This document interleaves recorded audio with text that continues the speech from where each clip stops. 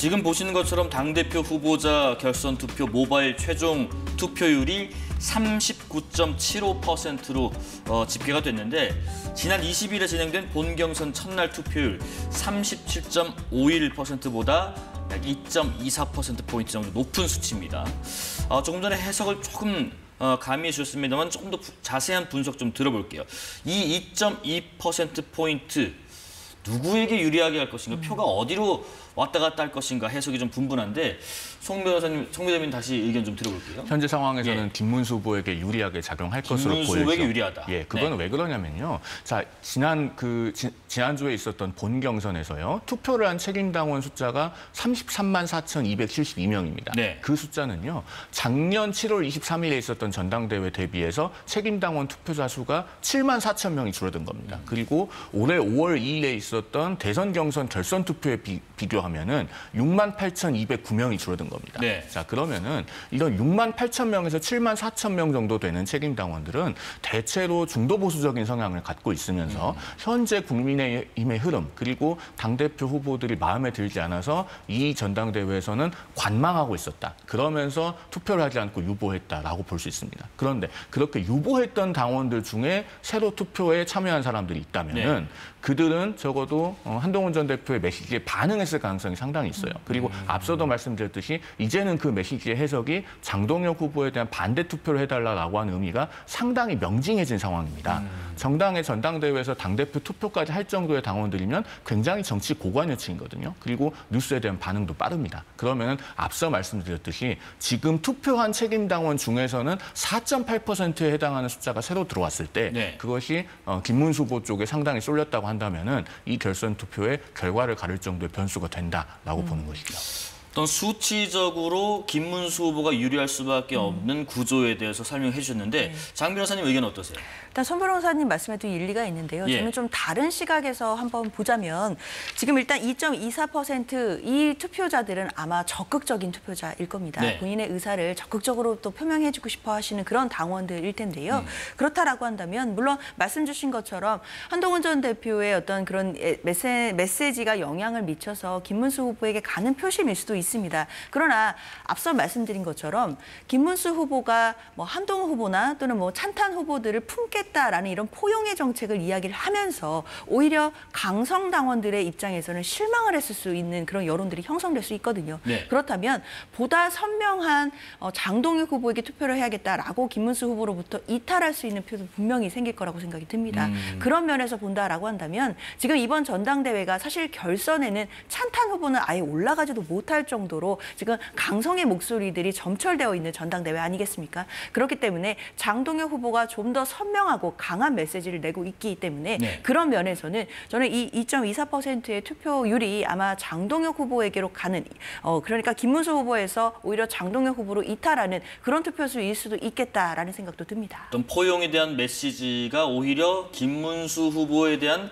표가 이탈되는 결과가 나올 수도 있을 것이다 하셨는데 자, 그런데 지금 두 후보는요, 당 대표가 된다면 대여 투쟁을 강력하게 해 나가겠다는 포부도 밝혔습니다. 한번 들어보겠습니다. 정청래는 여러분 아시는 것처럼 이 사람은 극좌 테러리스트입니다. 이런 사람이 지금 뭐라 그러냐? 국민의힘은 내란 정당이기 때문에 사과 안 하면 악수도 안 하겠다고 하는데 저는 극좌 테러리스트와는 어떤 경우든지 악수 안 하겠습니다. 특검이 무도하게 짓밟고 있는데 아직도 내란이 끝나지 않았다.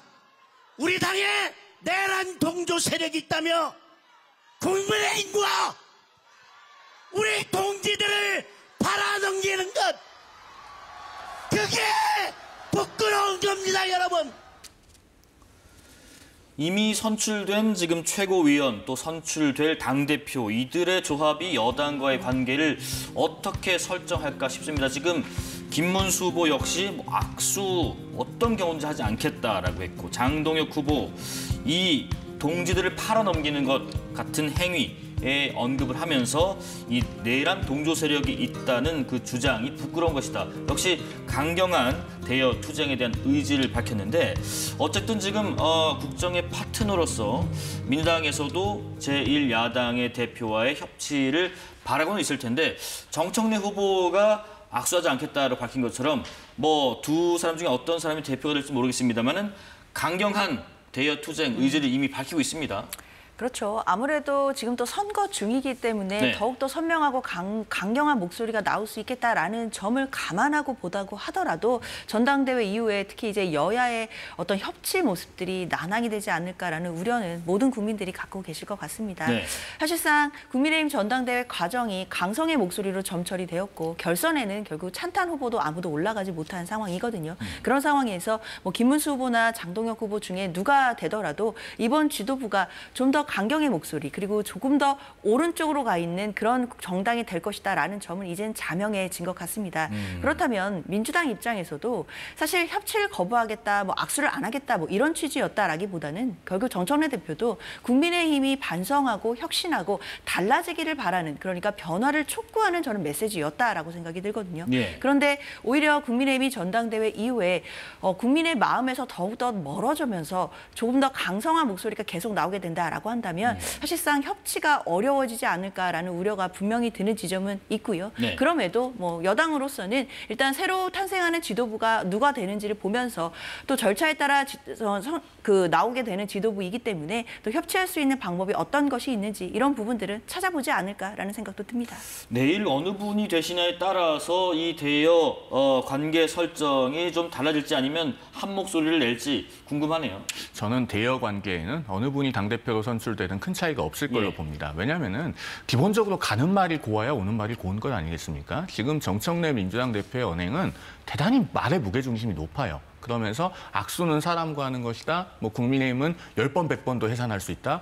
이런 식의 말들을 반복하고 있습니다. 네. 그러면 그런 상황에서 국민의힘의 당대표가 누가 되더라도 여당을 상대로 어떤 유화적인 제스처는 상당히 어렵다고 보여집니다. 그것은 최고위원들도 마찬가지인 것이 이른바 찬탄이든 반탄이든 관계없이 여당이 제1야당을 말살의 대상으로 보는 이상 거기에서 어떻게 화해적이고 또 협치 무드의 메시지가 나갈 수 있겠습니까? 그리고 그런데 이 점에서 이제 한 가지 더 짚어봐야 될 것은요. 네. 국민의힘이 자체적으로 더 적극적으로 변화하고 쇄신하면은 정청래 민주당 대표가 저는 할 말이 없어질 걸로 봅니다. 그러니까 국민의힘을 계속 해산 대상으로 몰아붙이는 것 외에 정말로 국리민복, 민생에 천착한 아젠다를 집권 여당 대표답게 제시하고 있는 것이 사실상 하나도 없다고 해도 과언이 아니거든요. 그러면은 해산이라는 말을 못 꺼낼 정도로 국민의힘이 변화하고 쇄신하면은 예. 정청래 민주당 대표가 할 말이 없게 되고 설 자리를 잃게 될 것이다. 그리고 본인이 계속 추구하는 바와 같이 민주당의 강성 권리당원들만 만족시킬 수 있는 언행을 계속하기도 대단히 어려워질 거라고 생각합니다. 제가 짧게 덧붙이면 예. 드라마 오징어 게임에서 보면 그 낭떠러지 위에서 줄다리기를 하지 않습니까?